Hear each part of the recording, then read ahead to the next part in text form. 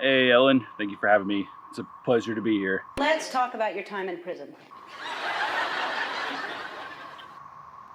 So, how does the show work? You've sexted? Are you the? I think there's a lag on our end. Have I ever sexted? I don't know if you're hearing me. I am going to reveal 5 secrets that we found out about you. Are you there? I got paid to watch men take their clothes off online. What are you doing? Well, you blew it. All All right.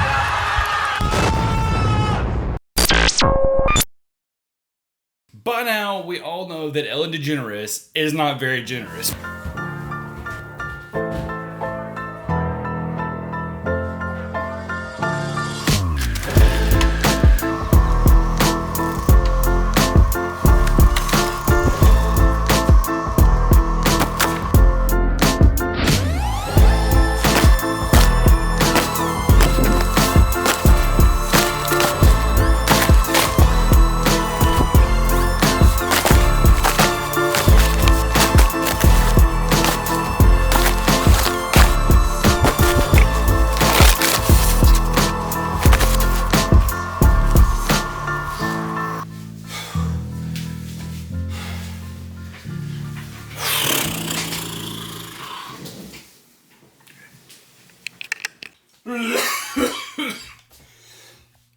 So it's pretty common knowledge that like Ellen DeGeneres kind of sucks. So back in 2020, we sort of all got a backstage pass to the Ellen show.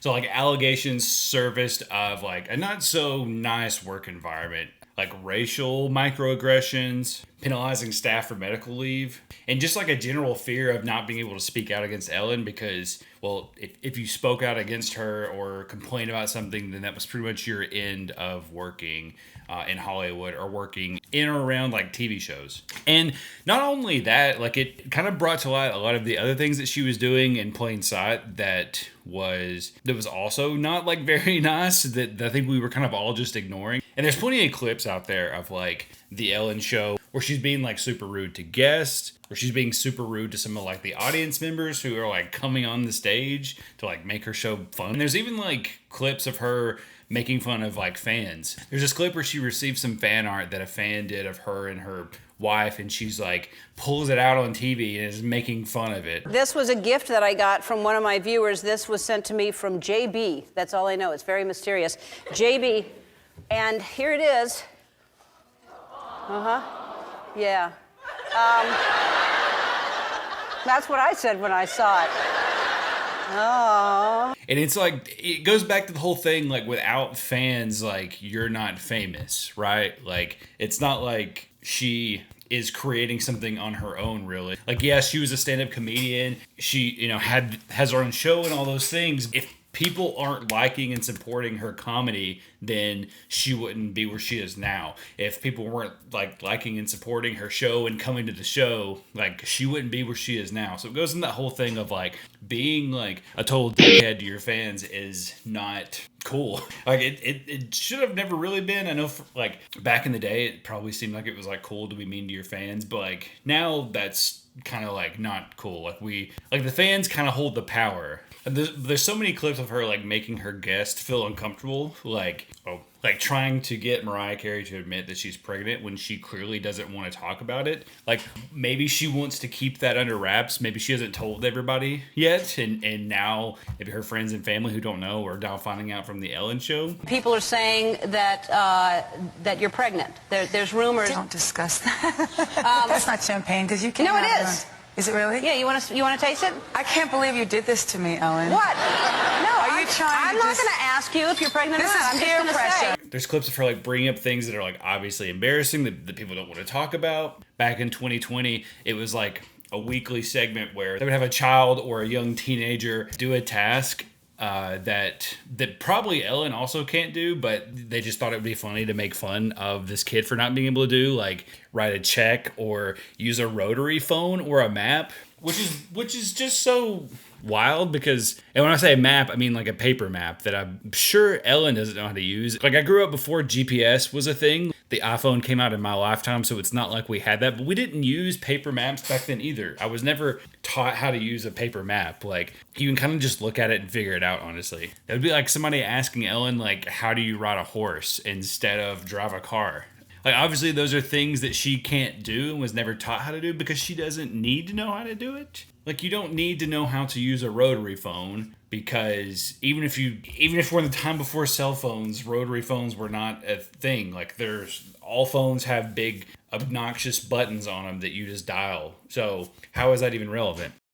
And of course, after all these allegations started coming out, she had an apology. She had a very scripted apology where she promised to change and she had learned her ways. But, you know, those kind of things rely on actions to follow up. And for a lot of people, they didn't see Ellen change. And for most people, it was kind of too late. When it comes to any apologies, obviously there will be people who believe it's sincere. There'll be critics who argue that it sort of lacks depth. A lot of apologies, whether it's YouTuber apologies or big celebrity apologies, feel like they sort of lack like understanding of the actual issue. They lack depth and they're not really addressing specific allegations in detail, or they're kind of playing it off as they're the victim. And I think a lot of this comes from the time that things are pushed out. A lot of YouTube apologies are pushed out, you know, days after an allegation comes about or after something is like said. And while it's good to react, it's like that person doesn't have time to actually understand what they did wrong. And I'm not sticking up for Ellen or for any people who have been in hot water and had to make apology videos. But, you know, if this person was doing something wrong and they just got caught doing the wrong thing, or they just they don't really understand what they did wrong, obviously their apology is not going to be that sincere. For the most part, a lot of times apologies are not very sincere. The best apologies come from like people whose like tweets like surface like 10 years later, and they're like, well, that's who I was back then, and I've learned from it, and I've showed that I put in the work and I'm not that same person. Like, those usually go over a lot better because they feel sincere and the person has had time to actually think about what they've done and sort of correct those actions. But when it comes to Ellen, like, obviously her apology was probably written for her and pushed out very quickly. So she's not really addressing any of the allegations. She's not really putting out a plan of how she plans to fix it. So curtain had been pulled back. We knew how Ellen really was. And so in May of 2022, after 19 long seasons of the Ellen DeGeneres show, her show, she finally danced right off the stage for the last time. But since then, of course, like, she's been in other things. She had a documentary called Saving the Gorillas, Ellen's Next Adventure, and it followed her and her wife, Portia, working on building a gorilla habitat in Rwanda. So, of course, after you get canceled and you make an apology, like, you have to show people you've changed, so you're going to go build a gorilla habitat in Rwanda and make it look like you're this nice, charitable person. And then since then, she's laid pretty low, up until recently, where she started to get back into stand-up. So for those of you who don't know, before Ellen had the Ellen DeGeneres show, she was a stand-up comedian. I'm in full lotus position, and my chakras are all aligned, and my mind is all cleared of all chatter, and I'm looking out on my third eye, and everything I'm supposed to be doing. It's amazing what comes up when you sit in that silence. Mama keeps whites bright like the sunlight. Mama's got the magic of Clorox. And then following the typical fashion of stand-up comedians who get really big, usually they get some kind of show. So from 1994 to 1998, she was in a sitcom called Ellen that ran for 5 seasons. And then for some reason after that, she transitioned from the Ellen sitcom that ran for 5 seasons, which is a pretty good run, to then starting the Ellen Show, which was another sitcom starring Ellen DeGeneres. It only had 1 season. There was 13 episodes and 5 episodes that were unaired. Because again, why would you want to do another show after you just had that show? That would be like Seinfeld ending after it had 9 seasons and then starting the Seinfeld show and like hoping that it would pick up and gain popularity the same way that the first show did.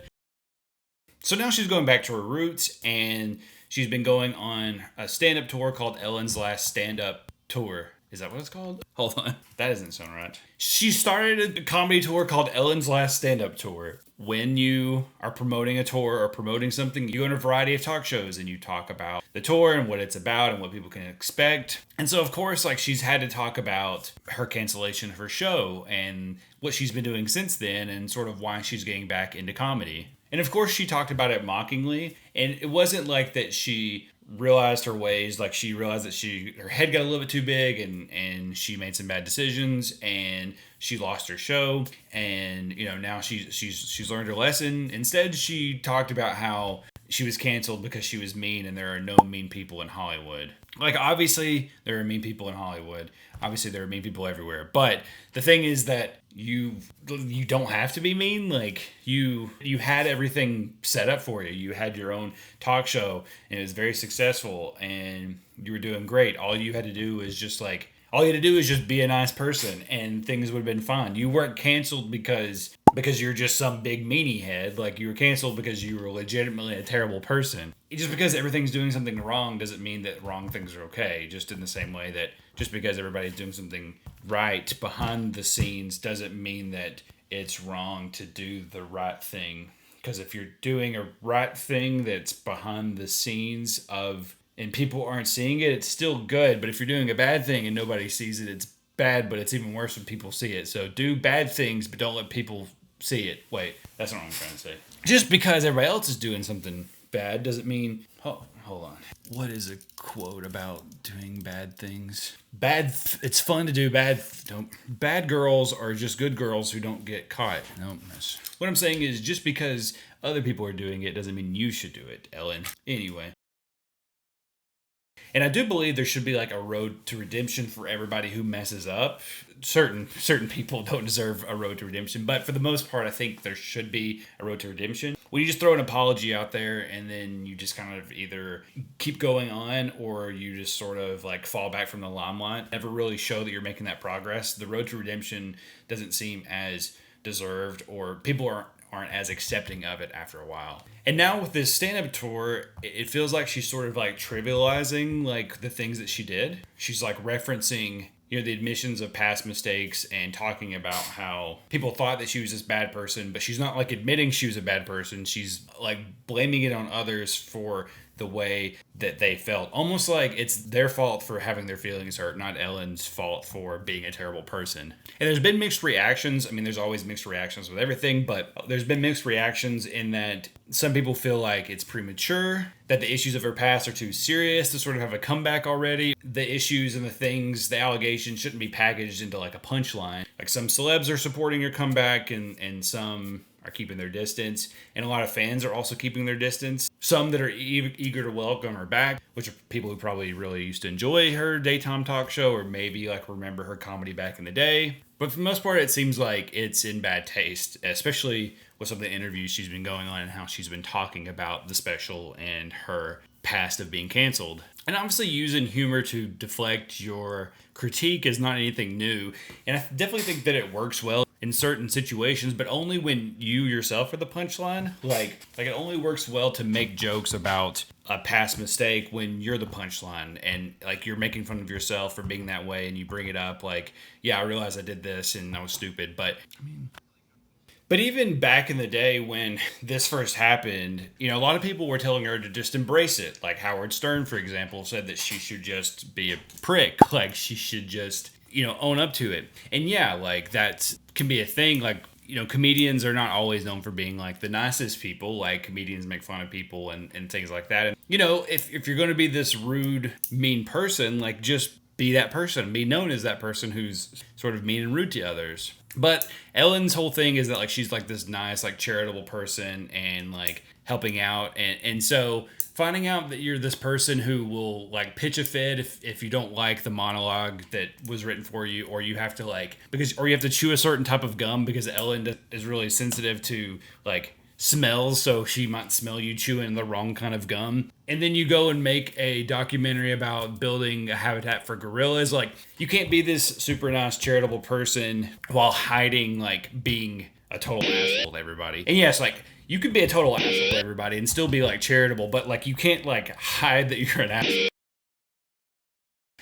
Putting all this into perspective, like, I don't really have like any sort of opinion about Ellen. I didn't watch Ellen growing up. All I know is that she was the voice of Dory. So in a way, that kind of makes me feel like a little sad that the person who is the voice of Dory, like, you grow up thinking that, like, the people from your childhood, like, whether they're, like, from TV shows or just the voices of characters that you really loved, like, you grow up thinking that they're, like, really nice people. And so it kind of sucks when you find out that they're really rude. And again, like, I didn't grow up, like, with Ellen, but it's one of those things, like, you grow up with this innocence thinking that if somebody's in a cartoon or the voice of a beloved cartoon or beloved figure from your childhood, that they're probably, like, a nice person. And when you find out they're not, that's the part that makes your heart just a little bit more jaded than it was yesterday. There are so many people that grew up watching the show and really look up to her from all ages, and it seemed like she really had an audience that was across many demographics and many age groups. And so